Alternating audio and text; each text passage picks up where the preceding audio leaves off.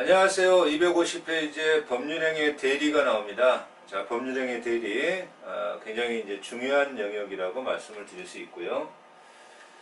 자, 우리가 법률행위의 대리죠. 따라서 이 법률행위의 대리라고 하는 것 자체가 법률행위 이제 여러 가지 법률행위가 있습니다만 재산법적 법률행위가 있고 가족법적 법률행위가 있습니다만 가족법적 법률행위는 본인의 진위 의사가 대단히 중요한 영역이에요. 그렇기 때문에 그 가족법적인 이러한 법률행위를 대리인이 해서는 안 된다는 겁니다. 따라서 이 법률행위는 여기에 재산법적이라는 이러한 말이 숨어 있습니다. 그래서 재산법적 법률행위에 대리가 허용된다 이런 영역이에요. 자, 여기에 갑이라는 사람이 있고요. 갑이라는 사람이 아파트를 한 채 갖고 있다. 아니면 뭐 소송을 한다, 뭐 등기를 한다 이런 것들도 다 대리의 문제가 등장합니다. 변호사, 법무사 분들이 대리예요. 이 아파트를 갑은 이제 바쁘거든요. 그러니까 을아, 내가 너한테 대리권을 줄 테니까, 네가 좀 가서 팔아주지 않겠니? 뭐 이렇게 하는 겁니다. 그러면 이 갑을 본인이라고 말하고, 자, 을을 대리인이라고 말하고, 자, 대리인이 법률행위 하는 거죠. 자, 대리인이 병이라는 상대방과, 이자의 이름은 상대방입니다. 상대방. 대리인이 지금 어디에서 만나서 그 갑의 아파트에 얼마를 팔겠다라는 청약을 하고 법률행위 하는 겁니다. 상대방이 거기에 대해서 화답을 하고 승낙을 하고, 자, 이것을 대리인이 대리행위한다, 대리행위다 이렇게 말합니다. 대리인이 법률행위한다, 뭐 이런 어떤 표현이에요. 그러면 본인과 대리인 사이에 대리권이 있어야 됩니다. 대리권이 있어야 돼요. 대리권. 대리권이 없으면 우리는 뒤에 가서 중요하게 등장하는 무권 대리가 됩니다. 무권 대리. 여기 이제 유권 대리를 전제로 하는 거니까. 그런데 이 대리인이 뒤에 대리 행위 가서 공부하겠습니다만, 대리인이 대리 행위할 때 대리 행위를 해도 그 법적인 효과, 대금 지급 청구권이나 뭐 취소권, 해제권, 해지권 효과가 대리인에게 건너왔다가 본인에게 가는 것이 절대로 아니고 본인에게 직접 귀속하는 제도예요. 그래서 이 관계는 대리 효과의 관계입니다. 효과는 본인에게 직접 귀속하는 겁니다. 직접. 그러면 왜 대리인이 법률행위 하는데 행위와, 그죠? 이 대리는 행위와 법률 행위와 효과의 기속을 분리하는 제도예요. 분리하는 제도. 따라서 대리인이 대리행위 하는데 저는 갑 대리인의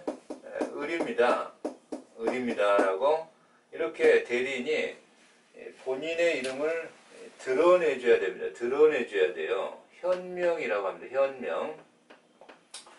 이러한 현명 때문에 효과가 본인에게 직접 가는 겁니다. 자, 이 대리행위에서 사기당했다, 강박당했다라고 하는 이러한 기준이에요. 기준.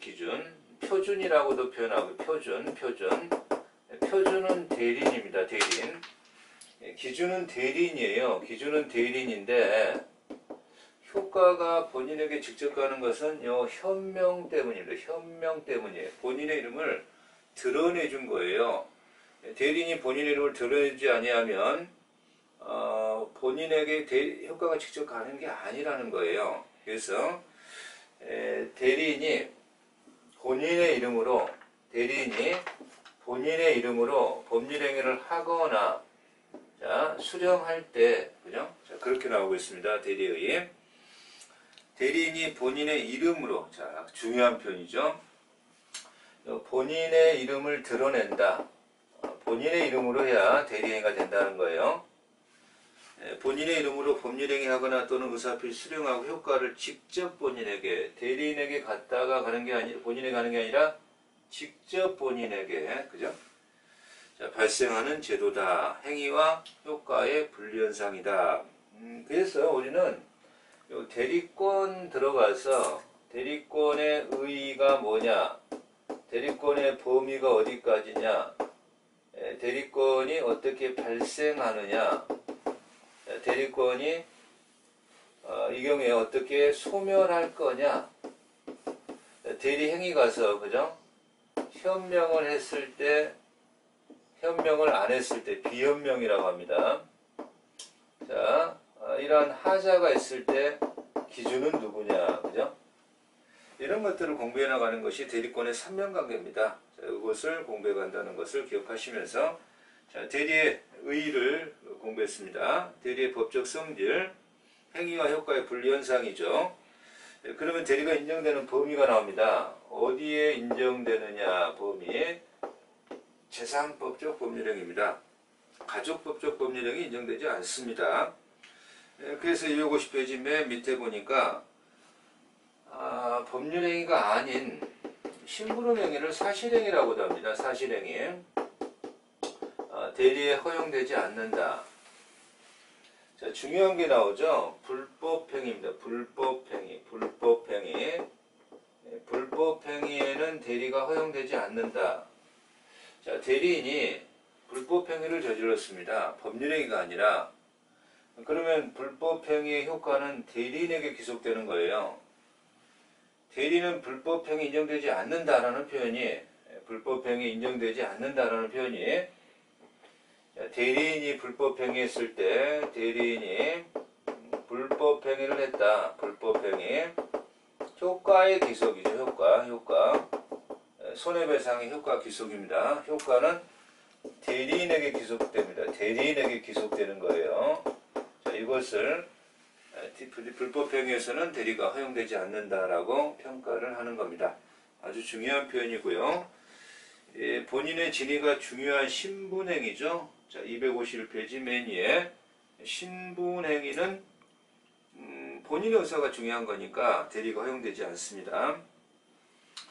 자, 그런데 요 대리권이 발생하는데 두 가지가 있습니다. 자, 대리권이 발생하는 두 가지가 있는데, 법률이 규정에 의하여 또는 법원이 선임한, 이걸 법정대리라고 합니다. 법정대리. 본인이 내가 너한테 대리권 주겠다라고 하는 수권행위입니다. 수권. 대리권을 주는 행위를 수권행위라고 하는데, 수권행위에서 대리가 된 자를 임의대리라고 합니다. 임의대리.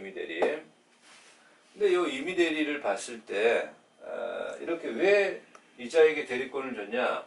내가 저 사람에게 사무처리를 맡겼거든. 위임 또는 고용, 그죠? 요거를 기초법률행위라고 합니다. 기초법률행위. 기초법률행위가 나오고 있죠. 기초법률행위는 본인과 대리인 사이의 내부 관계입니다. 내부 관계. 그럼요, 수권행위는 본인과 대리인 사이의 외부의 관계다. 외부의 관계다. 이렇게 평가 내립니다. 그래서 대리와 기초 내부 관계, 다른 말로 원인된 법률 관계 이렇게 표현합니다. 수권행위, 임의대리인의 대리권 발생 사이 수권행위와는 요 원인 법률 관계와는 별개입니다. 별개는 별개인데 현실에서는 요 같이 막 합체돼서 행해지는 경우가 많습니다. 대리와 구별되는 제도도 나오고 있습니다만 이건 좀 지나가고요. 자, 252페이지에 대리의 종류 나오죠. 자, 임의대리는 수권행위 밑줄, 수권행위에 의하여 발생, 법정대리는 법률의 규정, 뭐 엄마 아빠, 그죠? 친권자죠. 후견인이죠. 또는 법원의 선임, 그죠? 이것이 법정대리의 발생 사유입니다. 그래서 여러 가지 좀 차이가 있는데, 대리인이 다시 또 대리인이 이렇게 있을 때 갑이 있고 본인이죠. 자, 을이 대리인이죠. 대리인 자기 이름으로 또 선임하는 자가 복대리라는 자가 있습니다. 복대리인, 그죠? 이 복대리는 대리인이 자기 이름으로 선임했지만 뭐 그러면 이제 법률관계가 굉장히 복잡해지니까 복대리인의 법률관계에서 복대리인을 본인의 대리로 그냥 규정을 해버립니다. 본인의 대리인으로. 복대리는 본인의 대리가 돼버리는데요. 임의대리는 예적이죠, 예적. 임의대리는 예적으로 복대리 선임 권한이 있습니다. 예적으로. 그러나 법정대리는 항상 복대리 선임 권한이 있습니다. 이 점에서 가장 큰 차이점을 갖고 있습니다. 자, 그러면 대리의 삼명관계가 우측에 나옵니다. 본인이 대리인에게 임의대리를 기준으로 대리권을 수여했다. 자, 그러면 이것을 대리권. 자, 대리인이 상대방과 법률행위를 한다. 대리행위. 효과가 본인에게 직접 기속한다. 대리효과. 이 관계를 삼명관계라고 하고요. 자, 우리는 이 대리권 관계, 이 관계를 여기를 진행하려고 하는 거죠. 그죠? 그래서 253페이지에 대리권의 발생, 타인이 본인의 이름으로, 본인의 이름, 현명이죠. 중요합니다. 법률행위 하거나 의사표시 수령하여 본인의 직접 효과를 귀속시키는 제도. 그래서 법정대리권의 발생 사유와 임의대리권의 발생 원인, 수권행위. 자, 수권행위를 한 장 넘어가시면 254페이지에 나오고 있는데요. 수권행위는 임의대리권의 발생 사유가 되죠. 갑이 을에게 자, 내 부동산, 그죠? 좀 처분해 주세요. 아니면 이 사건 변호사님 선임하죠. 또는 이 등기 사건 법무사님한테 맡기는 거죠. 그런 것들을 수권행위라고 합니다. 대리권을 주는 행위라고 하는 겁니다. 수권행위, 임의대리권의 발생 사유죠. 자, 갑을 본인이라고 하고 을을 대리인이라고 이렇게 표현합니다. 대리라고 표현하는데, 그랬을 때 수권행위도 요 위임계약, 고용계약, 기초내부관계라고 하죠. 기초내부관계, 그죠? 수권행위는 외부관계라고 표현하는데, 기초내부관계는 계약입니다. 이건 계약이에요. 이건 계약인데, 수권행위도 그러면 본인과 대리인 사이의 계약인가? 아니라고 보는 겁니다. 학자들의 다수견을 판례는 수권행위는 본인이 대리인에게 일방적으로 수여하는 단독행위, 상대방이 있는 단독행위로 평가합니다. 단독행위. 따라서 수권행위 자체를 기준으로 했을 때는 상대방의, 대리인 상대방의, 을이 상대방이니까요. 본인하고 대리인 관계. 상대방의 수령을 요하지 않는 겁니다. 따라서 수권행위에 있어서 많은 대리인이 제한 능력자 있다고 해서 수권행위를 취소할게요. 있을 수가 없습니다. 본인의 일방적 의사표시 행위니까. 자, 그래서 수권행위가 나오고 있는데, 수권행위는 원인행위와 독자적인 행위다. 독자성이 있다. 이 기초내부관계가 무효가 되어도 수권행위가 무효가 되는 것은 아니다. 이걸 독자성 이렇게 표현합니다. 자, 그래서 수권행위는 독자적으로 행해지고요. 수권행위의 무인유인성인데요. 자, 원인행위가 무효 취소되어도 수권행위에 영향을 미치느냐? 뭐 이런 어떤 내용이죠.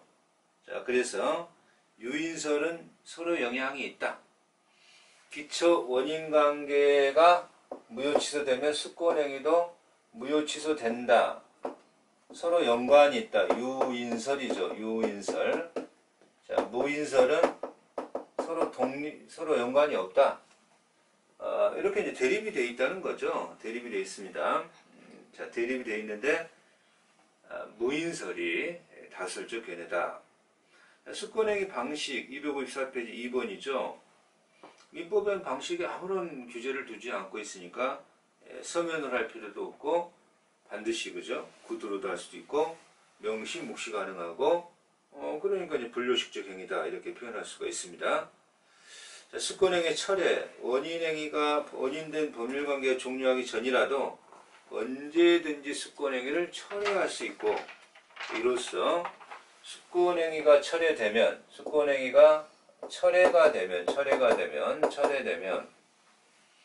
이것은 임의 대리권의 소멸사유가 됩니다. 소멸사유가 되는 거예요. 소멸사유.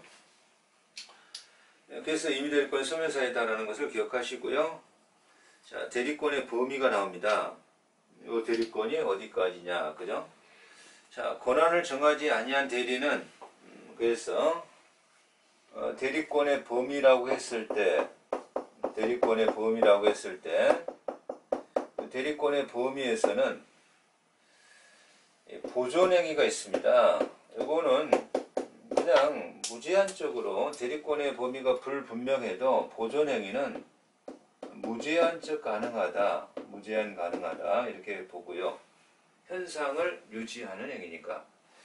그러나 이용이나 계량행위는 무제한적으로 하는 것이 아니고 성질을 변하지 않는 범위, 성질을 변하지 않는 범위 내에서 가능하다.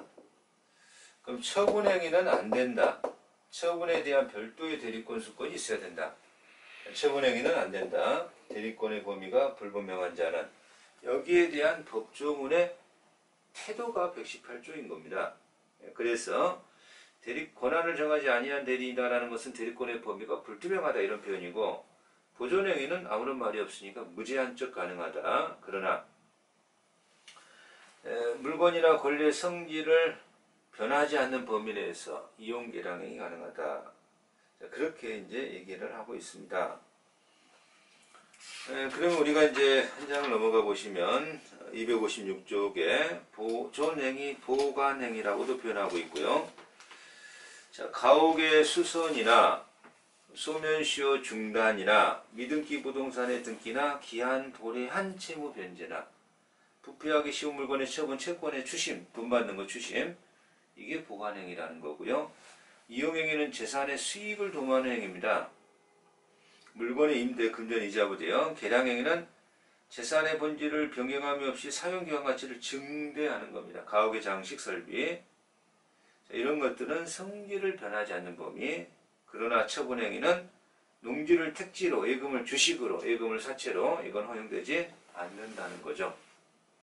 대리권의 제한 256페이지에 나오고 있습니다. 대리권의 삼명관계에 나아가고 있는 것이고요.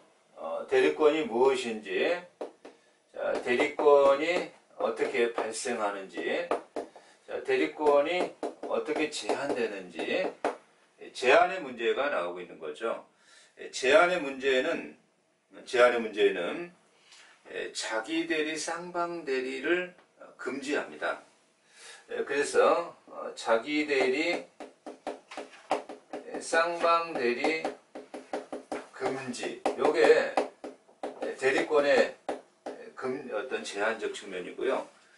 또한 공동으로 대리하라, 각자 대리가 원칙이거든요. 조문을 공부하다 보면 우리가 뒤에 나옵니다만, 각자 대리가 원칙인데 그 공동으로 대리하라고 본인이 수권행위에서 특별한 제한을 간 거라는 거예요. 그래서 공동 대리도 대리권의 제한의 문제구나라는 이러한 인식을 갖고 들어가셔야 됩니다. 그러면 공동 대리가 먼저 나오고 있는데요. 동그라미 1번에 공동 대리가 원칙이 아닙니다. 자, 이것은 제한입니다. 그러다 보니까 원칙이 119조에 나오고 있는데 각자 대리가 원칙입니다. 조문 하나 읽어봅니다. 대리인이 수인인 때 각자가 본인을 대리한다. 그렇죠? 각자가 대리하는 것을 원칙이다. 그러나 법률이나 수권행위에서 법률로서도 이제 공동 대리하라고 정하는 경우도 있고요. 수권행위로도 이제 그러한 경우가 있을 수 있다.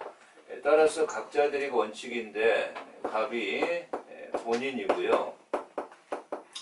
자, 여기 이제 수권행위를 했는데 을에게, 병에게, 정에게, 그죠? 대리인이 수인이다. 대리인이 여러 명이다. 이런 말이죠. 그러면 각자가 본인을 대리. 이게 원칙입니다. 이게 원칙이에요. 이게 원칙인데, 그러나 법률의 규정이나 본인이 수권행위로, 그죠? 공동으로 대리 좀 해주세요라고 제한을 가한 겁니다. 그러면 요 을병정이 A라는 사람하고 이제 이 경우에 A가 이제 상대방이 되겠죠. A가 상대방이 되는데 이렇게 대리행위할 때 자, 요 을병정 대리인 수인이 의사표시를 공동으로 표시의 공동이 아니라 표시를 공동으로 하라는 것이 아니라 합의의 공동입니다. 합의의 공동. 합의를 신중하게 해놔라. 합의를 공동으로 하라. 자, 그리고 합의를 공동으로 했다면 표시는 1인이 해도 그죠? 1인이 해도 이것은 공동대를 위반한 게 아니라는 겁니다. 자, 이게 핵심의 포인트가 되겠고요. 그리고 요 을병정이 의사표시하는 능동대리라고 하는 거죠. 여기에서의 제한입니다. 여기에서의 제한. 따라서 공동대리 제한은 능동대리할 때 합의해서 행하라라는 제한이고요. 자, 상대방의 의사표시를 수령하는 겁니다. 그것을 대리인의 입장에서는 수동대리라고 표시합니다. 아무리 공동대리에 제한을 가했어도 수동대리에서는 각자 대리로 다시 원칙으로 회귀하는 겁니다. 자, 공동대리에서는 요 점을 조심하셔야 됩니다. 요게 포인트입니다. 자, 그래서 공동의 의미, 교재 256페이지에 합의하라는 겁니다. 표시의 공동이 아니라는 거예요. 그러면 257페이지 수동대리의 공동대리가 나오는데 공동대리의 제한은 능동대리에서의 제한이고 수동대리는 각자 대리로 회귀한다. 각자 대리다. 이렇게 의미를 부여하셔야 됩니다. 그러면 자기 대리와 쌍방 대리죠. 자기 대리, 쌍방 대리 금지합니다. 이거 원칙적 금지. 그러나 이제 원칙 금지라고 하는 것은 예외적 허용이라는 어떤 의미죠. 예외적 허용. 지금 갑이 본인이라고 표현했으니까요. 본인의 아파트를 그죠? 을이 대리인이 될 거 아닙니까? 자, 을이 매입을 하는 겁니다. 본인이 매도인이 되고 매수인이 대리인이 되는 거예요. 그러면 이 경우에 자, 본인의 의사표시의 결정은 대리인이 결정권자입니다. 본인이 결정권자 아니에요. 대리행위의 결정권자는 대리인입니다. 다만 본인의 이름으로 할 뿐이에요. 그래서 대리인이 이렇게 결정을 하고 대리인 자기의 의사 자기가 결정하겠죠. 청약과 승낙을 대리인이 다 결정해버려요. 그러면 본인의 이익을 침해할 소지가 대단히 높아지겠죠. 그러니까 금지하는 겁니다. 본인이 자기 대리, 쌍방 대리의 원칙적 금지는 본인의 이익 고려라는 거예요. 쌍방 대리도 대리인이 본인이 2명인 거예요. 자, 병도 본인인 겁니다. 그죠? 병도 본인이고요. 그러니까 대리인 지금 쌍방 대리하고 있습니다. 본인의 의사결정 의리, 병의 의사결정 의리. 어느 한쪽에 본인의 이익에 침해가 있을 수 있어요. 그래서 이건 곤란하다. 자, 주문을 한번 읽어봅니다. 124조 자기계약 쌍방대리 대리인은 본인의 허락이 없으면 자 그래서 예외적으로 본인의 허락이 있으면 자기 대리 쌍방대리가 가능하구나. 조문의 취지상 자 허락이 없으면 본인을 이해하여 자기와 법률행위하거나 동일한 법률행위 관하여 쌍방을 대리하지 못한다. 자, 허락이 있다면 자기 대리 쌍방 대리가 가능하다. 그러나 원칙적으로는 금지가 된다. 이런 표현이잖아요. 그죠? 그러나 이제 마지막 단서에서 그러나 채무의 이행은, 그죠? 채무의 이행이에요. 채무의 이행. 채무의 이행은 허락이라는 어떤 측면과 동일선상에 있다. 채무의 이행은 자기들이 쌍방대리가 가능하다. 본인이 대리인에게 돈을 빌려갔는데 대리인이 자금 담당이니까 뭐 본인의 계좌에서 인출해서 이렇게 빚을 갚는 거죠. 채무의 이행. 이건 가능하다. 그러나 여기서 함정이 허락이나 부득이한이라는 표현을 쓰면 틀립니다. 부득이한이라는 표현은 들어가면 안 됩니다. 분명히 법조문이 채무의 이행이라고 돼 있지 부득이한이라고 돼 있지 않고요. 자, 허락이나 본인의 허락이나 부득이한 경우에는 자기계약 쌍방대리가 가능하다라고 표현하면 틀립니다. 자, 원칙 나오고 있고요. 자, 그러나 이제 257쪽에 니은 예가 나오는데 자기계약 쌍방대리가 허용되는 예가 되겠죠. 자, 본인의 승낙과 채무의 이행입니다. 자, 그래서 한 장을 넘어가 보시면 258쪽을 보니까 채무 이행과 흡사한 부동산의 등기 신청. 자, 주식을 사잖아요. 주식을 사면 주주명부라는 게 있습니다. 주주명부. 주주명부에 이름이 올라가야 주주로서 권리를 행사하고 배당을 받을 수가 있습니다. 자, 주주명부의 명의를 바꿔주는 명의개서라고 합니다. 이것도 채무이행과 흡사하다. 주주명부의 명의개서, 자기대리, 쌍방대리가 가능하다. 그러면 이제 258쪽에 124조의 적용 범위가 나오고 있습니다. 임의대리, 법정대리 모두 적용이 있다라는 표현은 법정대리도 임의대리도 그죠? 법정대리도 임의대리도 이 법정대리도 자기대리, 쌍방대리가 금지된다 이런 표현입니다. 그것이 적용 범위의 문제라고 평가할 수가 있고요. 자, 위반의 효과입니다. 대리인이 자기계약 쌍방대리를 이렇게 위반했다라는 거죠. 위반했다. 그때는 우리가 아직 공부하지 아니한 무권대리가 됩니다. 그래서 금지했는데 위반을 하게 되면 효과는 어떻게 됩니까? 이건 아직 공부를 안 했기 때문에요. 자, 무권대리가 된다. 이렇게 표현합니다. 무권대리가 된다. 그럼 이제 무권대리 공부하신 다음에 그 효과를 이제 우리가 논의할 수가 있을 것이고요. 자, 대리권의 소멸 사유로 259페이지 들어가겠습니다. 이러한 경우에는 대리권이 소멸한다라는 겁니다. 그런데 여기에서 법정대리와 임의대리의 법정대리와 임의대리의 공통적 소멸 사유가 있고요. 임의대리만의 특이한 소멸 사유가 나옵니다. 그렇죠? 자, 그게 259페이지의 맨 밑에 두 표입니다. 본인의 사망, 대리인의 사망, 대리인의 성년 후견 개시 또는 파산. 그래서 소멸적인 측면이죠. 소멸의 공통적 소멸인데요. 본인의 사망이나 대리인의 사망이나 자, 그리고 조문이 대리인의 그죠?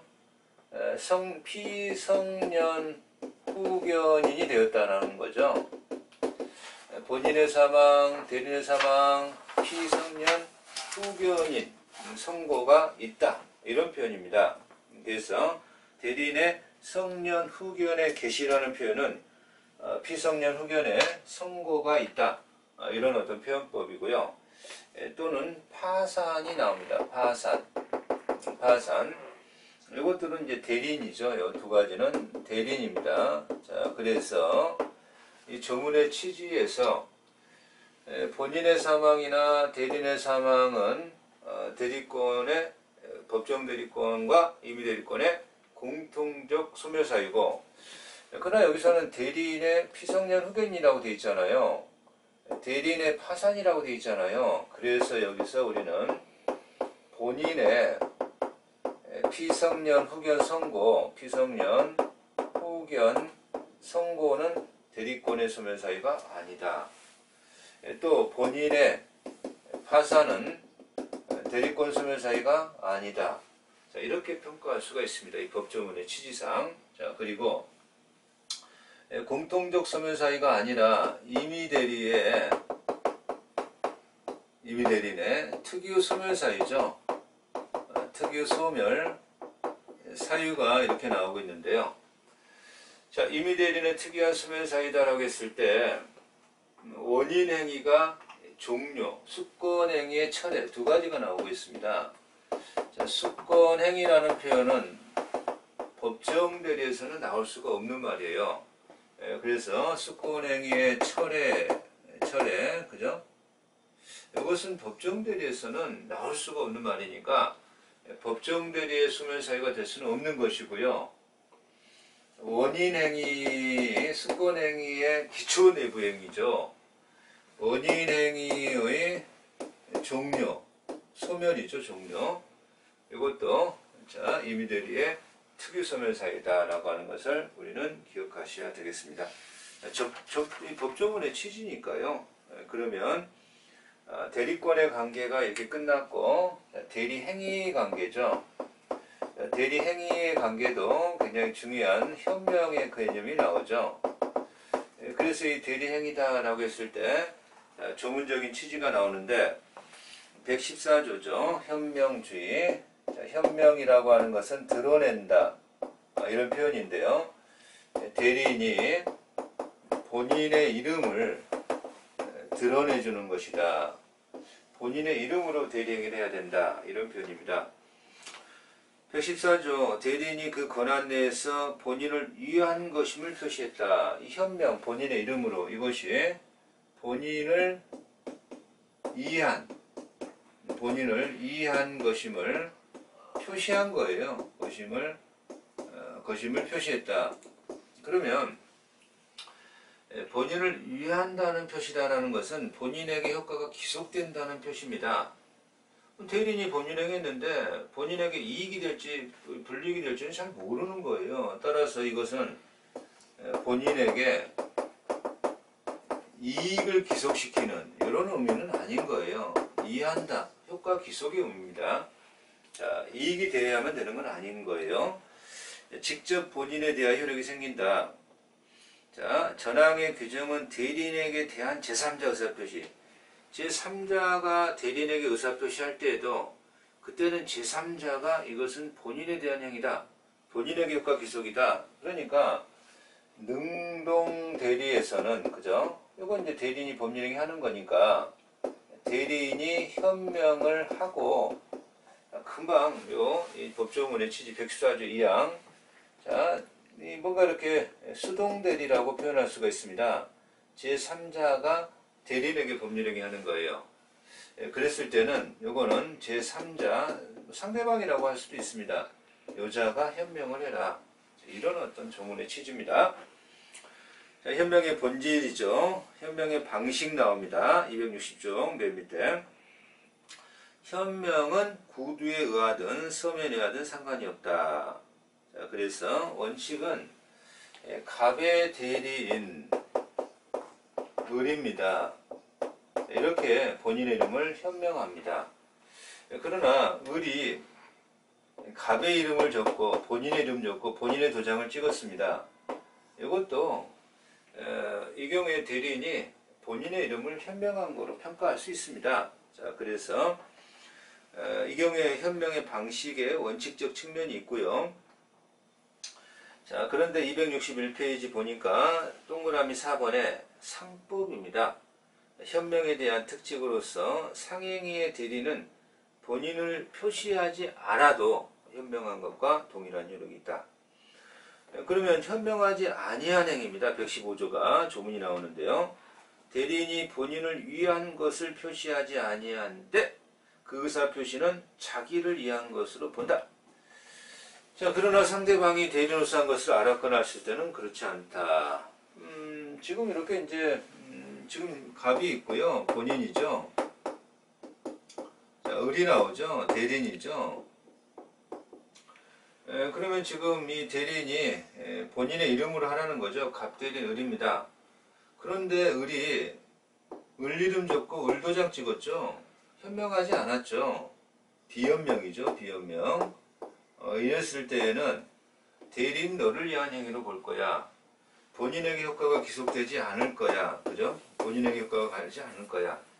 네가 책임져야 돼. 그 말입니다. 그러나 대리인이 현명하지도 않았는데 이렇게 했는데 상대방이 이것은 뭐 서로 간의 관례상, 관습상 이렇게 대리인이 본인의 일을 현명하지 않았지만 이것은 본인을 이해한다는 의사표시였었던 거야 라고 알았거나 알 수 있었다면 현명한 것과 똑같다. 자, 그래서 이 조문의 취지 115조가 생각외로 좀 중요한데요. 대리인이 본인을 이해한 것임을 표시하지 아니한 때는 대리인이 책임져라. 그러나 상대방이 대리인으로서 한 것임을 알았거나 알았을 때는 현명을 안 해도 본인에게 효과 기속이다.